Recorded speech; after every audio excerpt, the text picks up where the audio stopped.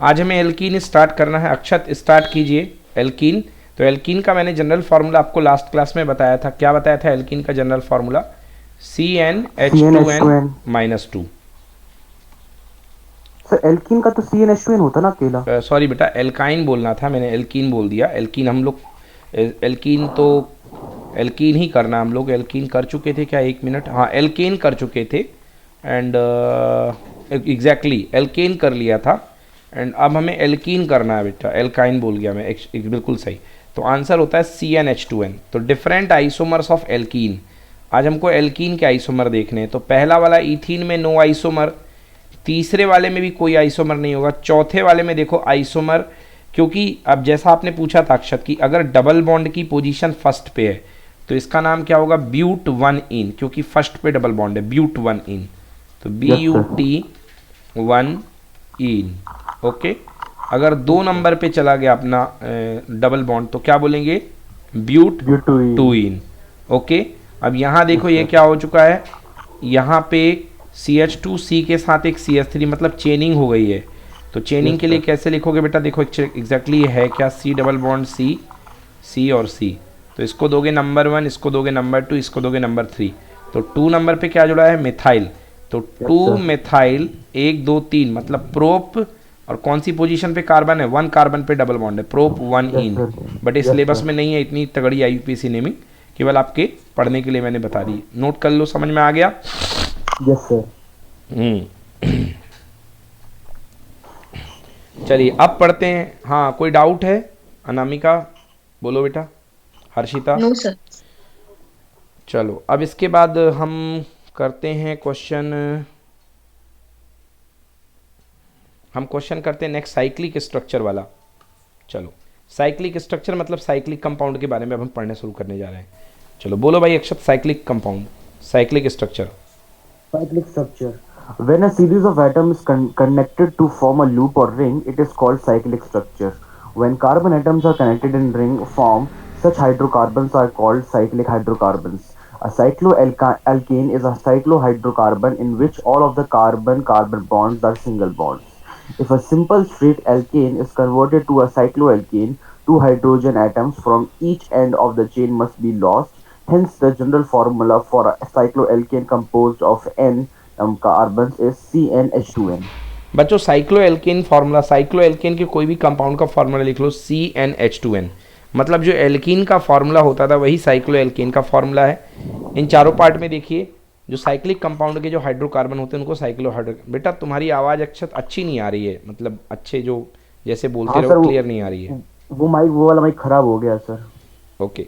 तो ये cyclic cyclic hydrocarbon कहलाते हैं इनको, और इनका जनरल फार्मूला है CnH2n। बच्चों साइक्लो हाइड्रोकार्बन की शुरुआत होती है 3 कार्बन से, क्योंकि 3 कार्बन छोटी से छोटी रिंग बना सकते हैं। जैसे देखो C C C, 2 में तो स्ट्रेट लाइन बनेगी तो ओपन रहेगी, 3 कार्बन में तो नाम क्या बनेगा? Cyclopropane, cyclopropane.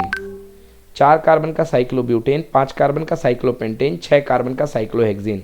बच्चों एग्जाम में कई बार साइक्लो के कंपाउंड बनाने को आ जाते हैं, तो नोट कर लो इनके फॉर्मूलेज वगैरह। साइक्लोपेंटेन, साइक्लोब्यूटेन, साइक्लोहेक्सेन के फॉर्मूले नोट कर लो और कंपाउंड बना लो।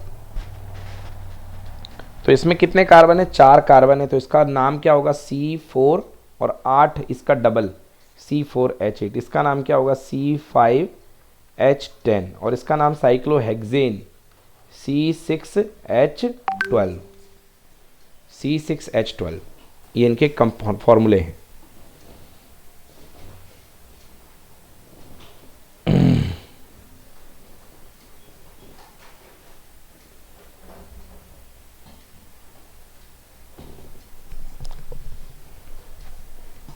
ठीक है, क्लियर? यहाँ तक clear? Yes sir. Yes sir. Okay देखिए, यस सर। हाँ पढ़ो बेटा note Akshat. Note: butene and cyclobutene have same molecular formula C4H8 but different structural formula. So they are called structural isomers. हाँ देखिए, जो ब्यूटीन है, ब्यूटीन का मतलब 4 कार्बन वाली एल्कीन, C4H8 कैसे बनाते थे? पहले कार्बन रख दो, कार्बन कार्बन कार्बन कार्बन, कहीं भी डबल बॉन्ड लगा दो, यहाँ लगा दिया डबल बॉन्ड। अब हाइड्रोजन से वैलेंस करा दो बेटा। इसको कितने की ज़रूरत? 2 है तो 2 की ज़रूरत, CH2। इसके पास 3 है तो 1 हाइड्रोजन की ज़रूरत, इसके पास 2 हाइड्रोजन की ज़रूरत, और इसके पास 3 हाइड्रोजन की ज़रूरत। तो बेटा काउंट कर लो, कार्बन है 4, हाइड्रोजन देखना 8 मिलेंगे, 2 1 3 4 5 6 7 8, ये अपने पास C4H8 है। और जो आपका मैंने कंपाउंड पढ़ाया आपको वो साइक्लोब्यूटेन, तो साइक्लोब्यूटेन का अगर मैं स्ट्रक्चर बनाऊँ तो वो भी आप देख लो। साइक्लोब्यूटेन कैसे होता है, CH2 CH2 CH2 और CH2। तो बच्चों इनके मॉलिक्यूलर फार्मूले एक हैं, बट इनके स्ट्रक्चर अलग अलग हैं, इसलिए ये दोनों एक दूसरे के क्या कहलाते हैं, ये कहलाते हैं स्ट्रक्चरल आइसोमर्स। समझ गए ना, या इन्हीं को, क्योंकि ये फंक्शनल ग्रुप भी अलग अलग हैं, इसमें फंक्शनल ग्रुप एल्कीन है और इसमें फंक्शनल ग्रुप एल्केन है, तो इनको हम कह सकते हैं फंक्शनल आइसोमर्स या स्ट्रक्चरल आइसोमर्स। तो ये स्ट्रक्चरल आइसोमर्स हैं। Yes sir. अब तुम्हारी आवाज़ अच्छी आई भाई। हाँ, स्ट्रक्चरल बताइए सर। आइसोमर्स, यस, तो ये स्ट्रक्चरल आइसोमर्स हैं। ठीक है, चलिए अब नेक्स्ट बच्चों, अभी तक आपने जो कंपाउंड पढ़े थे वो कंपाउंड आपने कैसे पढ़े, रिंग में सैचुरेटेड, रिंग में कैसे कंपाउंड पढ़े, सैचुरेटेड, क्योंकि कहीं पर भी डबल बॉन्ड नहीं था। मतलब आपने साइक्लो कंपाउंड में 2 वैरायटी हम लोग को पढ़नी है। साइक्लो कंपाउंड में हमको 2 वैरायटी पढ़नी है। साइक्लो मतलब रिंग वाले कंपाउंड में एक अपन को पढ़नी है जिसमें कि सैचुरेटेड हो, मतलब केवल सिंगल बॉन्ड हो, और दूसरी अपन को पढ़नी है जिनमें अनसैचुरेटेड हो। Yes sir. तो सैचुरेटेड वाले पढ़ लिए, अब हम पढ़ने वाले हैं अनसैचुरेटेड, जिसमें डबल बॉन्ड होंगे या ट्रिपल बॉन्ड होंगे। तो बहुत कॉमन एग्जांपल है बच्चों जिसका नाम है बेंजीन। ये बेंजीन जो होता है बच्चों, इसमें 6 कार्बन जो होते हैं, 6 कार्बन ऑल्टरनेट जुड़े रहते हैं, इसको अपन बोलते हैं बेंजीन। देखो बच्चों कैसे जुड़ता है 6 carbon, carbon 1, carbon 2, carbon 3, carbon 4, carbon 5 और ये कार्बन 6, ये 6 कार्बन होते हैं। अभी देखो इन सब कार्बन की कितनी कितनी वैलेंसी फिल है, 2 2। अब 2 2 के बाद देखना सब पे एक हाइड्रोजन जोड़ दो, 1 2 3 4 5 और ये 6, सब पे आपने हाइड्रोजन जोड़ दिया। अब इस कार्बन की वैलेंसी कितनी फिल है, देखो 1 यहाँ से, 2 यहाँ से, 3 यहाँ से, 4 होती है, तो एक डबल बॉन्ड लगा दो, ये हो गई 4, इसकी हो गई 4, तो इसकी भी कितनी हो गई 4, क्योंकि 1 2 3 4। अब इसकी कितनी है, 3 पूरी है, 1 2 3, तो एक डबल बॉन्ड लगा दो। ऊपर लगाओगे कि नीचे लगाओगे, देखो ऊपर लगाओगे तो 5 हो जाएगी ऊपर वाले की, इसलिए नीचे लगाना पड़ेगा। अगर ऊपर लगा देते तो इस वाले की वैलेंसी 5 हो जाती, जो कि गलत है, तो नीचे लगा दिया, तो इसकी भी हो गई 4, इसकी भी हो गई 4। अब देखो इसकी कितनी है, 3 भरे हुए हैं, तो एक डबल बॉन्ड लगाना है। कहाँ लगाऊं बताओ भाई अनामिका, नीचे वाले में लगाऊं कि ऊपर वाले में लगाऊं डबल बॉन्ड?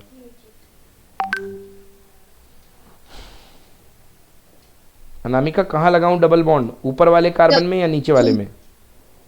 तो ऊपर वाले में। बिल्कुल सही, ऊपर वाले में लगाएंगे। 1 2 3 4, तो इसकी भी कितनी हो गई 4।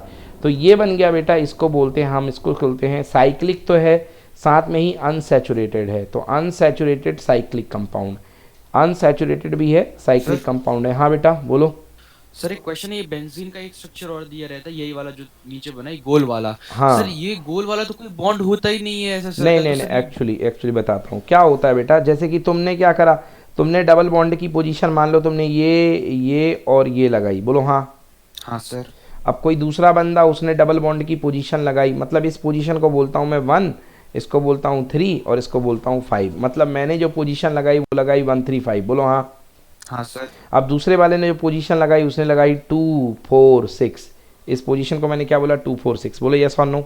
हाँ सर। Yes sir. तो माना ये जाता है कि ये जो बॉन्ड होते हैं ये कंटिन्यूअसली चेंज होते रहते हैं, यहाँ से यहाँ, यहाँ से यहाँ, यहाँ से यहाँ, कभी ये कॉन्फ़िगरेशन बन जाता है, कभी ये कॉन्फ़िगरेशन बन जाता है।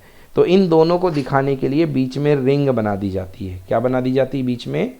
रिंग, कि ये बॉन्ड जो होते हैं कंटिन्यूअसली मूविंग होते हैं। तो ये जो होता है ये स्ट्रक्चर, फाइनली बेंजीन का जो स्ट्रक्चर दिया जाता है मोस्ट कॉमनली वो ये वाला होता है, इसको बोलते हैं रिंग स्ट्रक्चर। क्या बोलते हैं इसको? Ring structure. समझ में आया कि नहीं आया? सर फिर ये कोई बॉन्ड तो रिप्रेजेंट करता नहीं है? नहीं है एक्चुअली बॉन्ड के मूवमेंट को रिप्रेजेंट करता है बेटा। एक बहुत अच्छी प्रोसेस होती है, आप आगे पढ़ोगे क्लास 11th और 12th में बेंजीन के अंदर, जिसको बोलते हैं रेजोनेंस। क्या बोलते हैं? रेजोनेंस। अच्छा, रेजोनेटिंग स्ट्रक्चर है। हाँ ये रेजोनेटिंग स्ट्रक्चर है, तो उसी की वजह से ये आता है बेटा रेजोनेटिंग स्ट्रक्चर। क्लियर? अच्छा। केमिस्ट्री तो बस शुरुआत ही हो रही है 10th में। चलिए पढ़िए benzene. Benzene C6H6.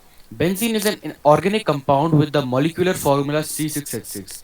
It is a six-carbon ring hydrocarbon in which carbon atoms are joined by alternating double and single bonds. Sometimes a circle is used inside the hexagon as an alternative to represent the 6 pi electrons. 6 pi electron. 6 pi electron Yes, क्या sir. होते हैं? देखो, एक double bond में 2 electron होते हैं, एक ये और एक ये, बोलो यस। हाँ सर, हाँ सर। और दूसरा ये, तीसरा ये, चौथा ये सॉरी चौथा, पांचवा ये और छठवा ये। तो ये जो इलेक्ट्रॉन होते हैं ये पाई इलेक्ट्रॉन कहलाते हैं। तो इन 6 पाई इलेक्ट्रॉनों को अल्टरनेटिवली रिप्रेजेंट करने के लिए हम क्या बना देते हैं? रिंग बना देते हैं। क्लियर बच्चों? Yes sir. क्लियर हो गया कि नहीं हुआ? Yes, sir. Okay, next topic पढ़ते हैं बच्चों हम, होमोलोगस सीरीज। तो मैंने अपनी पिछली क्लास में बताया था कि किसी भी एक फैमिली के जो कंपोनेंट होते हैं उनमें क्या हुआ करता है, उनमें केवल होता ही है कि वो अपग्रेड होते जाते हैं। तो कार्बन नंबर 1 से कार्बन नंबर 2, फिर कार्बन नंबर 3, मतलब ऊपर से नीचे आने पर उस सीरीज़ में सबके कार्बन बढ़ते चले जाते हैं और सबके हाइड्रोजन बढ़ते चले जाते हैं। तो ऊपर से नीचे आने पर एक कार्बन बढ़ जाता है और 2 हाइड्रोजन बढ़ जाते हैं। तो इस तरीके से जो सीरीज़ बनती है उनके नीचे आने पर वेट तो बढ़ते जाते हैं, मतलब फिजिकल प्रॉपर्टी चेंज हो जाती है, मगर केमिकल प्रॉपर्टी सेम बनी रहती है। किट्टू शर्मा, बिट्टू शर्मा, पिंटू शर्मा, मोटू शर्मा, तो सबके सरनेम क्या है? शर्मा, है ना।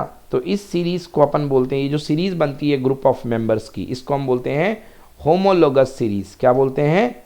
Homologous series. हाँ, तो बताओ अक्षत कि क्या इनकी केमिकल प्रॉपर्टीज सेम होती जाएंगी कि बदलती जाएंगी? सर केमिकल प्रॉपर्टीज बदलेंगी। गलत, बिल्कुल गलत। पंडित जी है तो पंडित ही रहेंगे, चाहे कितने जनरेशन के पंडित हो जाएं। बोलो हाँ।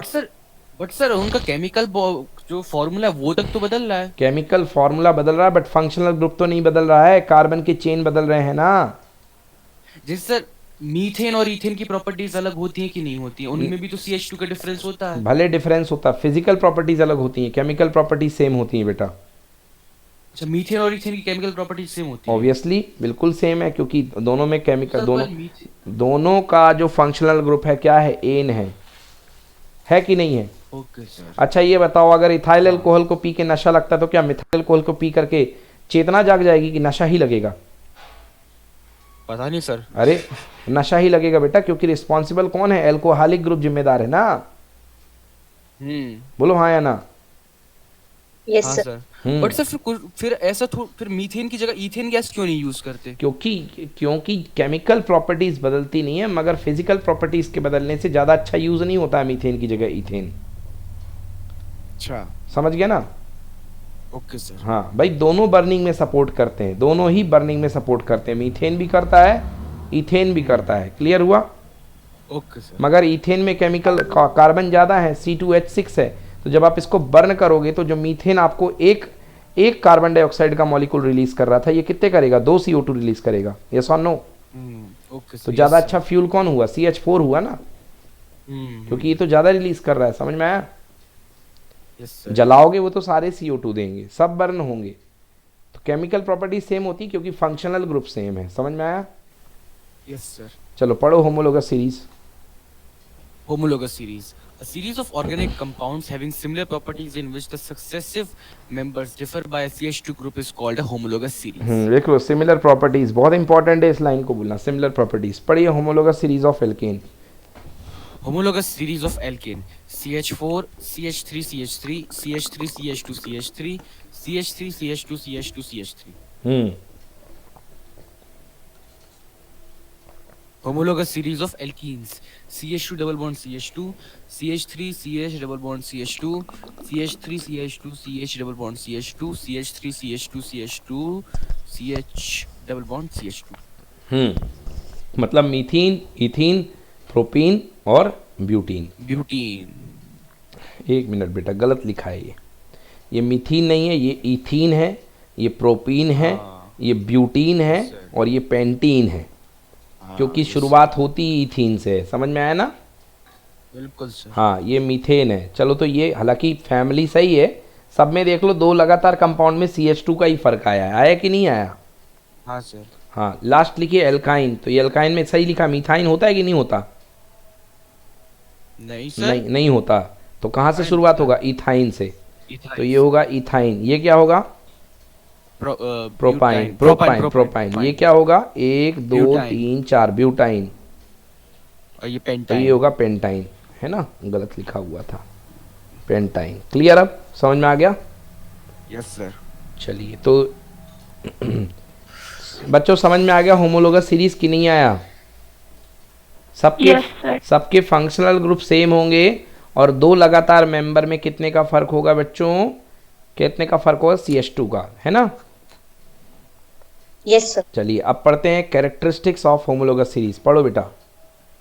Characteristics of homologous series. All the members of a homologous series follow a general formula. For example, all alkenes follow a general formula CnH2n plus 2. All alkenes follow a general formula CnH2n, and all alkynes follow a similar formula CnH2n plus 2. बिल्कुल Minus सही, 2, next. minus 2.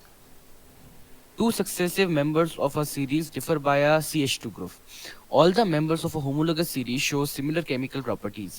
In a homologous series, the molecular mass of the members increases with increasing number of carbon atoms, and the molecular mass differs by 14 between two successive हाँ, members. क्योंकि CH2 का फर्क है, CH2 में एक carbon का मास 12 और 2 hydrogen, मतलब एक 2 हाइड्रोजन का मास 1 + 1 2, यानी कि टोटल कितना हो गया, 14। तो मतलब 14, जब आप yes, ऊपर से नीचे की तरफ जाएंगे तो 14 का मास बढ़ता जाएगा, समझ में आया। Yes, sir. Yes, sir. हाँ, और एलिमेंट जो ग्रुप वो होंगे मतलब कंपाउंड, वो साइज में बड़े होते जाएंगे और वेट में भारी होते जाएंगे। पढ़ो next 5 point. Members of a homologous series show gradual change in their physical properties like boiling point, melting point, solubility, etc. Melting point / boiling point is directly proportional to molecular mass. हाँ, And जितना ज़्यादा solubility is- molecular mass होगा उतना ज़्यादा melting point या boiling point होगा। Note कर लीजिए कि melting point oblique boiling point is proportional to molecular mass. ये हाई क्लास में आएगा, यहाँ पे इसका कोई काम नहीं है। ओके, जितना फिजिकल प्रॉपर्टीज बदलती हैं बेटा, देख लो लिखा हुआ है चेंज इन फिजिकल प्रॉपर्टीज, है ना, लाइक बॉइलिंग पॉइंट, बॉन्ड का मेल्टिंग नंबर पॉइंट। ज्यादा होगा इसलिए बॉन्ड हाँ। का नंबर ज्यादा होगा इसलिए उनको ब्रेक करने के लिए ज्यादा पावर लगेगी, हाँ, हाँ, एनर्जी हाँ। लगेगी, इस कारण से। हाँ, यही कारण है, ठीक है ना। और सर सॉल्युबिलिटी में solubility inversely proportional to molecular mass. जितना ज़्यादा मॉलिकुलर मास होगा सॉल्युबिलिटी उतनी कम होगी, और जितना कम मॉलिकुलर मास होगा सॉल्युबिलिटी उतनी ज़्यादा होगी। जितना कम मॉलिकुलर मास जितना छोटा होगा उसकी सॉल्युबिलिटी उतनी ज़्यादा होगी, और जितना बड़ा होगा उसकी सॉल्युबिलिटी उतनी कम होगी, क्योंकि जितना ज़्यादा कार्बनिक कंपाउंड बड़ा होता जाएगा उसका हाइड्रोफोबिक नेचर उतना ज़्यादा बढ़ता जाएगा, पानी से दुश्मनी का नेचर उतना ज़्यादा बढ़ता जाएगा, वो उतना तगड़ा हाइड्रोकार्बन बनता जाएगा और सॉल्युबिलिटी उसकी कम होती जाएगी। क्लियर हुआ कि नहीं हुआ। Yes sir. चलिए अब बात करते हैं बच्चों फंक्शनल ग्रुप। आपने देखा बच्चों एल्केन, एल्कीन और एल्काइन, सबकी पहचान के लिए कुछ विशेष ग्रुप थे। जैसे एल्कीन के लिए सिंगल बॉन्ड, एल्काइन के लिए डबल बॉन्ड, एल्कीन के लिए डबल बॉन्ड, एल्काइन के लिए ट्रिपल बॉन्ड। अभी तो ठीक है, आगे जब चलोगे तो आपको ये जो पहचान वाले सिंबल हैं ये सिंबल ना बन करके सीधे ग्रुप में कन्वर्ट हो जाएंगे। जैसे बॉन्ड Cl, बॉन्ड OH किसी के सामने लगा मतलब वो कौन है, वो है एल्कोहलिक है, वो समझ गए ना, वो एल्कोहलिक है। तो ऐसे आप उन ग्रुप से पहचानते हो कि ये कंपाउंड किस फैमिली का है, उस ग्रुप को बोलते हैं फंक्शनल ग्रुप। पढ़िए बेटा, atom. Atoms are groups of atoms which provide certain specific properties when attached to a carbon chain is called a functional group. बिल्कुल सही।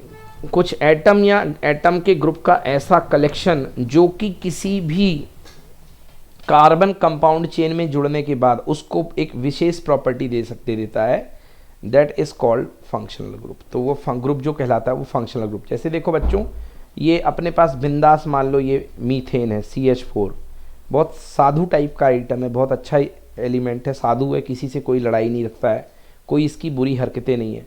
बट शाम को जब ये आता है तो इसका दोस्त इसे मिल जाता है, वो कहता है तू अपना एक हाइड्रोजन छोड़। तो ये CH4 जो होता है, जो 4 हाइड्रोजन जुड़े रहते हैं, इसके एक हाइड्रोजन को लूट करके वो इसके साथ एल्कोहलिक ग्रुप जोड़ देता है। मतलब उस साधु को इसने क्या बना दिया, एल्कोहलिक बना दिया। अब ये जो नया कंपाउंड बन के आया है CH3OH, उसकी पहचान मीथेन के नाम पे नहीं है, उसकी पहचान इस ग्रुप के नाम पे है। अब ये बन चुका है मिथाइल एल्कोहल। क्या बन चुका है, मिथाइल एल्कोहल। सर इसे मेथनॉल भी कहते हैं ना। हाँ, इसे मेथनॉल भी कहते हैं। तो अब इसमें जो प्रॉपर्टी गिनी जाएगी वो किसकी गिनी जाएगी? एल्कोहल की। बोलो यस और नो। Yes sir. समझ गए ना? जैसे कि ऐसा हुआ करता है कि आप ज़िंदगी भर अच्छे अच्छे काम कर लें, बट एक दिन आपके नाम पे यहाँ पे कोई बुरा कोई काम का टैग लग जाए तो आपका वो ग्रुप क्या बन जाएगा? वही ग्रुप बन जाएगा, बुरा काम ही, इस टाइप से। तो इनके साथ भी ऐसा ही है। कार्बन की चेन चाहे कितनी बड़ी अच्छी साधु चेन हो, उससे कोई मतलब नहीं है, एक ग्रुप लग गया उसी से पहचान हो जाएगी। समझ में आया कि नहीं आया? Yes sir. पढ़ो एटम्स। Yes, sir. पढ़ो। Atoms or groups of atoms which provide certain specific properties when attached to a carbon chain is called a functional group. Some important functional groups. Halogens, FCl, Bri. हाँ, halogens में देखिए जो मतलब बेटा देखो दो part होते हैं इसमें, एक जोड़ने वाला और एक जुड़ने वाला। जोड़ने वाला कौन था बेटा? CH3 bond. और जुड़ने वाला कौन था? OH bond. तो बेटा यहाँ पे जो जुड़ता है उसको बोलते हैं फंक्शनल ग्रुप, और ये जो जोड़वाता है उसको बोलते हैं एल्किल ग्रुप। क्या बोलते हैं बच्चों उसको? Alkyl group. तो एल्किल ग्रुप को या एल्काइल ग्रुप का नाम दिया जाता है R, और R के साथ फंक्शनल ग्रुप जुड़ेगा। तो अगर R के साथ X जुड़ता है, एक्स की जगह कौन कौन हो सकता है? Fluorine, chlorine, bromine, iodine. समझ गए? फ्लोरीन, क्लोरीन, ब्रोमीन, आयोडीन होता है। तो ये जो फंक्शनल ग्रुप कहलाएगा इसका नाम होता है हेलोजन ग्रुप। अब आप आर के साथ चाहे तो फ्लोरीन जोड़ दो, अब आर के साथ आप चाहे तो क्लोरीन जोड़ दो, आर के साथ आप चाहे तो ब्रोमीन जोड़ दो, आर के साथ आप चाहो तो आयोडीन जोड़ दो। ठीक है ना? तो कैसा नाम रहेगा इनका? इनका नाम रहेगा, अगर आप फ्लोरीन जोड़ोगे तो फ्लोरो, क्लोरीन जोड़ोगे तो क्लोरो, ब्रोमीन जोड़ोगे तो ब्रोमो, आयोडीन जोड़ोगे तो आयोडो। और उसके बाद कार्बन की चेन का नाम लिख देना, मीथेन, इथेन, प्रोपेन, ब्यूटेन। हाँ बोलो अनामिका, समझ में आया कि उड़ गया? आया सर, समझ में पड़ा। ओके, अगला एल्कोहल। पढ़ो भाई अक्षत। एल्कोहल, एल्कोहल का ग्रुप क्या है? OH। OH। ठीक ना? और इसका जो सफिक्स जुड़ेगा वो क्या जुड़ेगा? ऑल। क्या जुड़ेगा? ऑल, है ना? तो क्या बनेगा? Methanol, ethanol, propanol, butanol. समझ गए ना? नेक्स्ट पढ़ो, एल्डिहाइड का ग्रुप पढ़ो। Aldehyde, COH। बॉन्ड CHO या OCH, COH, है ना? है ना? तो इसमें क्या बोलेंगे? इसमें ग्रुप का नाम रहेगा, इसमें जो सफिक्स जुड़ेगा वो होगा अल। क्या नाम होगा? Al. Methanal, ethanal, propanal, butanal. Clear हुआ? Yes sir. Methanal, ethanal, propanal, butanal. हाँ, थर्ड पढ़ो बेटा, कीटोन। कीटोन का ग्रुप बोलो। कीटोन का O डबल बॉन्ड C। हाँ ये गलत है, नहीं C नहीं होता है, only C double bond O होता है। गलत लिखा था बच्चों, लिख लो। कीटोन का ग्रुप होता है C डबल बॉन्ड O। ठीक है ना? और नाम पढ़ते हैं, वन बोलते हैं बट पढ़ते हैं ओन। क्या पढ़ते हैं? One. Ethanone, butane, propanone, butanone, hexanone. ठीक ना? अगला ग्रुप पढ़िए, bond COOH, carboxylic acid. Bond COOH, ये इसको शॉर्ट में कहते हैं COOH, ओइक एसिड। क्या नाम आएगा? Oic acid.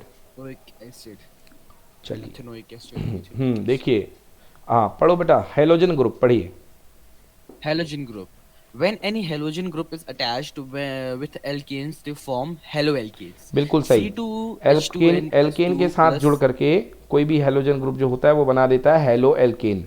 तो ये बेटा ये है एल्केन, ये है हेलोजन ग्रुप, और ये बन जाता है हेलो एल्केन। एग्जाम्पल देखो बेटा, सबसे पहला मेंबर मैं ले लेता हूँ CH4। ये C4 हाइड्रोजन, सबकी प्रोसेस ऐसी होती है। इसके साथ बेटा Cl2 की लड़ाई हुई, तो 2 Cl थे, एक Cl हाइड्रोजन को बुला के ले भागा, तो क्या हो गया? अलग HCl अलग हो गया। अब क्या बच गया बेटा? कार्बन के साथ 3 हाइड्रोजन थे, एक हाइड्रोजन की जगह खाली थी, तो 2 Cl थे, तो एक Cl आकर के यहाँ जुड़ जाएगा, तो बन गया क्या? क्या बनेगा? CH3Cl, CH3Cl, CH3Cl। तो कैसे पढ़ोगे? क्लोरो, और एक कार्बन के लिए क्या? मीथेन। तो क्या नाम पड़ेगा? क्लोरोमीथेन। हाँ, 2 कार्बन के लिए देखो, इसका नाम बताइए क्या होगा? ब्रोमोमीथेन। ब्रोमोमीथेन नहीं होगा बेटा, गलत बात, 2 कार्बन है, ब्रोमोईथेन। हाँ सर, ब्रोमोईथेन। ब्रोमोईथेन। हाँ अनामिका, इसका नाम बताओ। आइडोप्रोपेन। आइडोप्रोपेन, इसका नाम है आइडोप्रोपेन। 3 कार्बन है, प्रोपेन, और ग्रुप लगा है आयोडीन, तो नाम होगा आयोडोप्रोपेन, ठीक है ना। सर हेलोजन फंक्शनल ग्रुप में आयोडीन के बाद एस्टेटाइन को नहीं इंक्लूड करते नहीं अपन? नहीं नहीं, एस्टाटाइन को इंक्लूड नहीं करते हैं, वो रेडियो एक्टिव उसको नहीं लेते। चलिए अच्छा। अब अगला ग्रुप आता है alcoholic group, OH। Okay, yes, Yes, OH group को एल्कोहलिक पढ़ो बेटा। Bond OH is called, Bond OH is called hydroxyl group. When a hydroxyl group is attached with carbon backbone like alkanes, they are named as alcohol. हाँ तो ये देखो formula है alkene का, CnH2n+2, एक हाइड्रोजन जोड़ के बन जाएगा OH, तो बन जाएगा CnH2 H2n+1 क्योंकि हाइड्रोजन निकल गया, और OH। तो एक जनरल फार्मूला, इसको भी ऐसे भी देख सकते हो। चलो हर्षिता, हाँ ये CH3OH, CH3 का नाम मीथेन, मीथेन में क्या लगाना है, हटा के ओल लगाना है, तो ई हटा के ओल बन गया मीथेनॉल। हर्षिता बताओ ये क्या है, ये क्या लिखा, ये क्या है, एथेनॉल, इथेनॉल। ये क्या है, प्रोपेनॉल, प्रोपेनॉल। और ये क्या है, ब्यूटेनॉल। ब्यूटानॉल। समझ में आ गया ना। कोई दिक्कत, Yes, कोई sir. दिक्कत बच्चों। No sir. हाँ तो इस तरीके से आप जो है इसको कर सकते हैं, मिथेनॉल, इथेनॉल, प्रोपेनॉल और ब्यूटेनॉल। Butanol. चलिए अगला ग्रुप है बच्चों एल्डिहाइड। एल्डिहाइड में जुड़ता है अल, सफिक्स फॉर्म में जुड़ता है अल, अल अल अल, ठीक है ना। चलो पढ़ो अक्षत, aldehyde. When an aldehyde group is attached with alkyl group, the compound is called an aldehyde. CnH2n+2 + CHO = CnH2nO। इससे कोई मतलब नहीं है आपका, है ना। नेक्स्ट अगला पढ़िए ketone. Ketone. In a ketone, the carbonyl group is double bonded to an oxygen and single bonded to two alkyl groups. Both double groups bond should होता है, be- ऑक्सीजन से डबल बॉन्डेड रहता है, और इधर इधर दो एल्काइल ग्रुप जुड़ते हैं, ठीक है ना। डबल बॉन्ड ऑक्सीजन Both से groups- पढ़िए। Both groups should be alkyl groups. If either of the group or both groups are H, it becomes an aldehyde. अगर इधर से आप अगर एक ग्रुप का हाइड्रोजन से भर दोगे तो ये क्या बन जाएगा, एल्डिहाइड बन जाएगा। इसलिए जब आप कीटोन की बात कर रहे हो तो दोनों तरफ एल्काइल ग्रुप ही रखो। हाँ ये इसका जनरल फार्मूला, इससे कोई मतलब नहीं है। अब चलिए इसका नाम पढ़िए बेटा। देखिए क्या जोड़ते हैं लास्ट में, ओन। कितने कार्बन, 1 2 3, 3 कार्बन का एल्केन कौन होता है, प्रोपेन। प्रोपेन का ई हटा के ओन जोड़ दो, क्या बन गया, Propanone. Propanone, Propanone. और ठीक है ना। acetone. एसीटोन, वो थिनर जो आता है, nail Yes, polish, sir. Nail polish छुटाने वाला, polish टिंचर, remover, हाँ। उसी को एसीटोन बोलते हैं, अच्छी खुशबू होती है। नेक्स्ट पढ़ो, इसका नाम बताओ बच्चों, बोलो अनामिका इसका नाम, 1 2 3 4, 4 कार्बन वाले का नाम बोलो। ब्यूटोन, ब्यूटोन, नया कंपाउंड बना दिया अनामिका ने। ब्यूटेन प्लस ओन ब्यूटेन का ई हटा के ओन, ब्यूटेनोन क्या होगा, बोलो। Butanol, butanol, butanone. चलो इसका नाम बताओ, पेंटोन या पेंटेनोन, सर पेंटेनॉल, पेंटेनोन। चलो ठीक है। नेक्स्ट अगला कार्बोक्सिलिक एसिड ग्रुप, क्या जुड़ेगा आर के साथ, COOH, और क्या रहेगा फंक्शनल ग्रुप का नाम, ओइक एसिड, ओइक एसिड। चलिए पढ़िए, पढ़ो अक्षत। In carboxylic acid, a carbon atom is attached to an oxygen atom by a double bond and to a hydroxyl group OH by a single bond. The fourth bond links carbon atoms with hydrogen atoms or with an alkyl group. For example, for example देखिए, पहला है COOH के साथ hydrogen जोड़ दिया गया है, COOH के साथ हाइड्रोजन जोड़ दिया गया है। कितने कार्बन, एक कार्बन, एक कार्बन में क्या होगा, मीथेन। ई हटा करके ओइक एसिड, क्या बन गया हर्षिता, नाम बोलो, क्या नाम बन गया हर्षिता, बोलिए। मीथेनोइक एसिड, बिल्कुल सही, इसका नाम बन गया मीथेनोइक एसिड। बेटा ये जो एसिड होता है, ये लाल वाली चींटी जो काट लेती है, दर्द देता है, उसके अंदर पाया जाता है, और चींटी को ग्रीक लैंग्वेज में बोलते हैं फॉर्म। तो चींटी के अंदर का acid that is called formic acid. अगला एसिड का नाम बताओ हर्षिता, 2 कार्बन में क्या बनेगा? Atomic acid. इथेनोइक एसिड, बिल्कुल सही, इथेनोइक एसिड। ये होता है विनेगर। Acidic acid, vinegar. तीसरा वाला एसिड का नाम बताइए Harshita. Propanol. Propanoic acid. Okay, ये है प्रोपेनोइक एसिड। चलिए, तो इस तरीके से आपको नाम बताने को आएंगे, नाम देख के बता लीजिएगा काउंट करके। अब पढ़ते हैं characteristics properties of carbon and its compound. अब अलग अलग सारे कंपाउंड की। अच्छा, ये पूरा कट गया? ये इसके बाद से पूरा ही कट गया है। अच्छा अच्छा, ये बहुत बड़ा टॉपिक था। चलो, फिर भी बहुत इंपॉर्टेंट टॉपिक है, लाइफ में काम में आएगा। अपन पढ़ लेते हैं, जल्दी जल्दी पढ़ो बेटा। Combustion. Combustion. Burning of carbon or its compound in presence of oxygen is called combustion. In combustion process, mainly two products are formed, that is CO2 and H2O, and energy is released in form of heat and light. तो combustion में heat और light मिलती है, energy मिलती है। चलिए, C+O2 क्या बनती है? CO2। अब मीथेन में देखो CH4+2O2 लेते हैं, 2 कार्बन लेते हैं तो एक CO2 निकलेगी, 2H2O निकलेगा, एनर्जी। बच्चों पानी जरूर बनाना, इसमें याद रखना कभी भी हाइड्रोकार्बन बर्न होता है तो क्या बनता है? कार्बन डाइऑक्साइड, वाटर और एनर्जी। अगला देखो, अब एल्कोहल का बर्न होना, एल्कोहल तो एथेनॉल यानी एल्कोहल CH3CH2OH, तो कितने हैं? 2CH3CH2OH, 7O2, 4CO2 + 6H2O + energy. ये एथेनॉल के बर्न होने से निकलती है। हाँ, note, most of the hydrocarbon are use as fuel as they release energy on burning on air. नहीं बेटा, एथेनॉल अलग है और मीथेन अलग है। मीथेन की प्रॉपर्टी है, मीथेन की प्रॉपर्टी मीथेन वालों के साथ सेम होगी और एथेनॉल की प्रॉपर्टी अल्कोहल से सेम होगी। मतलब सारे अल्कोहल को अगर आप गर्म करोगे तो कार्बन डाइऑक्साइड निकलेगी, पानी निकलेगा और एनर्जी निकलेगी। तो हाइड्रोकार्बन और कोई रिजल्ट नहीं देते हैं? बस केवल यही देते हैं। अगर सारे हाइड्रोकार्बन केवल जलाओगे तो कार्बन डाइऑक्साइड गैस और पानी, और कुछ नहीं, और कुछ भी तीसरा नहीं बनेगा। चलो पढ़ो बेटा। Methane for example. For example, methane is used in compressed natural gas CNG, butane is used in liquefied petroleum gas LPG, and octane is used in petrol as the main compound. बिल्कुल सही बात है, मैंने बताया ना octane number petrol में use होता है। Next, saturated. Saturated hydrocarbon burns in air giving a clean blue flame. हाँ, वो जो आपके गैस में जलता है दैट इज सैचुरेटेड हाइड्रोकार्बन, है ना। ब्यूटेन हुआ करता है एलपीजी में जो भरा होता है। और अगर अनसैचुरेटेड जो होता है वो धुएं के साथ जलता है, लॉट ऑफ स्मोक। मोमबत्ती को जलते देखा होगा आप लोगों ने, येलो कलर की फ्लेम में जलती है मोमबत्ती, हाँ या ना? हाँ सर। हाँ, तो क्योंकि उसमें अनसैचुरेटेड हाइड्रोकार्बन बर्न होता है और सूटी मतलब कि धुएंदार फ्लेम मिलती है, ठीक ना। चलिए, अब कंबशन भी 2 टाइप के होते हैं, एक कंप्लीट कंबशन और एक इनकम्प्लीट कंबशन। जब आप सफिशिएंट अमाउंट ऑफ ऑक्सीजन देते हो तो that time it will B complete combustion, और जब आप सफिशिएंट अमाउंट ऑफ ऑक्सीजन नहीं देते हो that time it will be incomplete combustion. पढ़ो complete combustion. Complete combustion. In this combustion, sufficient amount of oxygen is present. C+O2 gives CO2. Next पढ़िए। Incomplete combustion.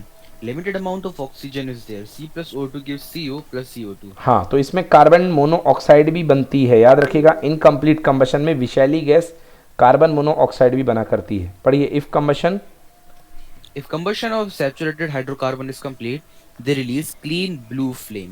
If combustion of saturated hydrocarbon is incomplete, they release सूटी flame. हाँ, अगर saturated hydrocarbon का भी incomplete का मतलब वो तो सैचुरेटेड है बट आप उसे अच्छे से हवा नहीं दे रहे हो, एयर नहीं दे रहे हो, उसे ऑक्सीजन नहीं दे रहे हो, तब उसका भी क्या निकलेगी? सूटी फ्लेम निकलेगी। तो कभी भी आपका जो गैस होता है, गैस आपकी येलो जलने लगे, समझ जाइए कि आपकी जो गैस का जो नोजल पाइप है जिसमें से ऑक्सीजन निकलती है उसमें होल में कचरा भरा हुआ है, तो उसको साफ करवा लीजिए।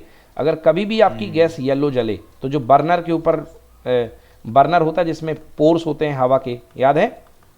हाँ सर। उनके होल्स को साफ कर लेना और जो नोजल होती है उसको भी साफ कर लेना गैस की। चलो हर्षिता, तो बताओ Yes, sir. ये कौन सा कंबशन है, कंप्लीट की इनकम्प्लीट? Complete. ये वाला सर, कंप्लीट ये कह रही ब्लू हो? वाला कंप्लीट है Blue- और येलो वाला इनकम्प्लीट। इनकम्प्लीट है, बिल्कुल सही। तो ब्लू वाला कंप्लीट कंबशन है और ये वाला इनकम्प्लीट कंबशन है, ठीक है ना। Yes sir. चलिए अब देखिए, कुछ जो होते हैं कंबशन देखते ही उड़ जाते हैं, ऐसे कंबशन जैसे कपूर की गोली, नेफ्थलीन बॉल्स, तो बेटा ये देखते ही उड़ जाते हैं, हम इनको बोलते हैं क्या हो गए, ये भाप बन के उड़ गए, सब्लिमेट हो गए, है ना। तो बिना फ्लेम के ही उड़ जाते हैं। पढ़ो। Burning of substance with and without flame. Burning of Burning of substance with and without flame. The fuels which are vaporizable, that is, can be converted to vapors, burns with flame. For example, candle, petrol, naphthalene burn with flame. Hmm. The fuels which do not vaporize burn without flame. For example, coal burns without flame. Hmm. The fuels which are vaporizable can be converted to the vapor burns with flame. जो कि वेपोराइजेबल होते हैं वो flame के साथ burn होते हैं, है ना. For example candle, petrol, naphthalene burns with flame. The fuels which are not vaporise burn without flame. Example coal burn without flame. बेटा तुमने अंगारे देखे, दहकते हुए अंगारे? हाँ सर, देखिए. उनमें वो ललामी तो होती है मगर उसके ये ज्वाला नहीं निकलती है. मतलब ये जो हाँ. वो बनती है ना आर्क टाइप का, ये नहीं निकलता Yes, है. sir. समझ गए ना. Yes sir. यस वो सर. एक दूसरे में आपस में अटके हुए लाल लाल लाल लाल लाल लाल दमकते रहते हैं बस. हाँ, बस बस वो लाल लाल रहते हैं. हाँ, बिल्कुल तो सर. इसको बोलते हैं बर्न विदाउट फ्लेम. समझ गए ना. जलते तो हैं मगर Yes, बिना sir. फ्लेम के. जलते हैं तो बिना फ्लेम के. क्यों? उसका कारण है क्योंकि ये वेपोराइज नहीं होते. वेपोराइज नहीं होते मगर जो सर भट्टी में भी बिल्कुल वैसे ही ना. हाँ वही वही वही. बट जो वेपोराइज होते हैं उनको कपूर को डाल के देखना आग में, कभी अंगारे में.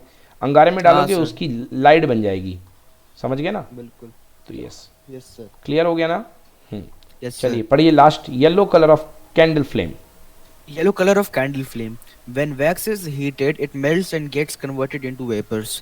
In candle, there is no provision for the proper mixing of wax, vapors, and air, so incomplete combustion occurs. Also, small unburnt carbon particles are produced, which rise and get heated and glow to give out yellowish light. Also small amount of carbon particle. Carbon particle हुआ करते हैं उसमें, है ना, जो कि क्या होते हैं, मतलब वो नहीं हुआ करते हैं, वेपराइज नहीं होते हैं. Are produced, carbon particle are produce which rise to get heated and glow to a give yellowish light. और उससे वो येलो लाइट मिला करती है. कार्बन के कारण जो कलर होता है वो क्या होता है, येलो होता है. तो एक तो इनकम्प्लीट कंबशन होता है, उससे येलो कलर होता है. दूसरा जो कार्बन बनता है उसकी वजह से भी येलो कलर जनरेट हुआ करता है. When wax is heated it melts and get converted into the vapour. तो वैक्स जो होता है वो मेल्ट होकर के वेपर में भी कन्वर्ट होता है. ठीक है. Yes, sir.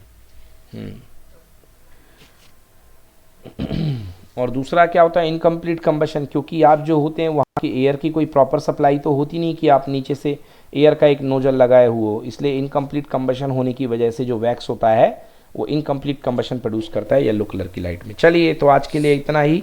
बच्चों कुछ पूछना है इसमें आपको? सर कैंडल का जो सबसे इनर मोस्ट जोन होता है उसमें होता है ना इनकम्प्लीट कंबशन. कैंडल का इनर मोस्ट जोन तो बेटा ब्लू होता है ना, येलो थोड़ा ना होता है.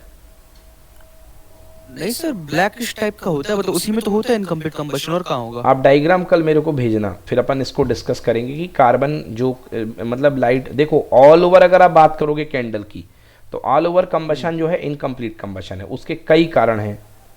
नंबर 1, ऑक्सीजन की सप्लाई पूरी नहीं मिलती है. समझ में आया?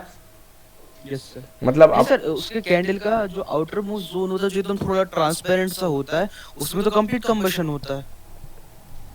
कार्बन मतलब कंप्लीट भी होता है, इनकम्प्लीट भी होता है, आप ये कह रहे हैं? मतलब सर मैं मतलब ये कहना है जैसे तीन जोन, मतलब बेसिकली तीन जोन की मैं बात कर रहा. जो सबसे आउटर मोस्ट होता है जो विजिबल नहीं होता है उसमें कंप्लीट होता है. जो ऑरेंजिश सा होता है उसमें मतलब होता है बट प्रॉपरली कंप्लीट नहीं होता. और जो अंदर वाला सबसे जोन होता है उसमें कंप्लीट कंबशन नहीं होता. उसी में वो टोटल इनकम्प्लीट ही कहलाएगा बेटा. वो टोटल इनकम्प्लीट कंबशन कहलाएगा. अब उन्होंने में भी जो आप कह रहे हैं उसमें कंबशन को 3 पार्ट में बांट दिया गया हो, है ना, कि एक में एक रीजन में इनकम्प्लीट हो रहा है, एक में कंप्लीट हो रहा है, एक में वेपोराइज मटेरियल वगैरह जो भी होगा वो उसमें इनविजिबल होता है. बट टोटल वो इनकम्प्लीट कहलाएगा. क्योंकि रीज़न ये है बेटा कि नंबर 1, ऑक्सीजन की सप्लाई उसको पर बिल्कुल प्रॉपर नहीं मिलती है. 100% ऑक्सीजन नहीं मिल पाती है. समझ गए ना. 100% ऑक्सीजन मिक्स करने के लिए आपको कोई ना कोई प्रेशर इंस्ट्रूमेंट यूज़ करना पड़ता होगा. जैसे आपने देखा होगा गैस वेल्डिंग वाले होते हैं ना, तो गैस वेल्डिंग वाले ऑक्सीजन का सिलेंडर भी यूज़ किया करते हैं जिससे कि ऑक्सीजन की फिलिंग होती रहे. समझ गए ना.